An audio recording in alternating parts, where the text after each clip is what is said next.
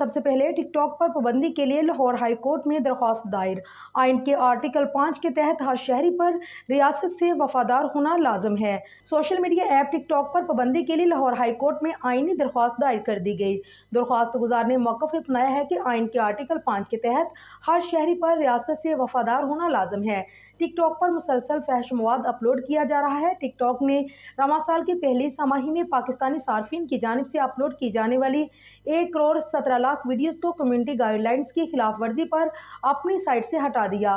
حکومت کا دعویٰ ہے کہ ان ویڈیوز کو ہٹوانے میں ان کا کوئی ہاتھ نہیں، بلکہ ٹک ٹاک نے پاکستانی قوانین کے تحت کمیونٹی گائیڈ لائنز تیار کی ہیں اور ان کی خلاف ورزی پر ویڈیوز ہٹا دی جاتی ہیں۔ ٹک ٹاک نے ویڈیوز کی ایک بڑی تعداد کو صارفین کے پاس پہنچنے سے پہلے ہی ہٹا دیا۔ ایسی ویڈیوز جو ناظرین کے پاس پہنچنے سے پہلے ہی ہٹا دی گئی ان کی شرح 83% تھی، جبکہ 92% قابل اعتراض مواد والی ویڈیوز کو اشاعت کے ایک ہی دن بعد ختم کر دیا گیا۔ وزیر برائے انفارمیشن ٹیکنالوجی سید امین الحق کا ہمیشہ سے یہ موقف رہا ہے کہ سوشل میڈیا پلیٹ فارم کو مثبت سرگرمیوں کے لیے استعمال کیا جا سکتا ہے، لیکن بدقسمتی سے اس کا کچھ منفی استعمال بھی کیا جا رہا ہے۔ سید امین الحق کے مطابق ٹک ٹاک پر مختلف وجوہات کی بنیاد پر پاکستان میں 2 دفعہ پابندی لگائی گئی۔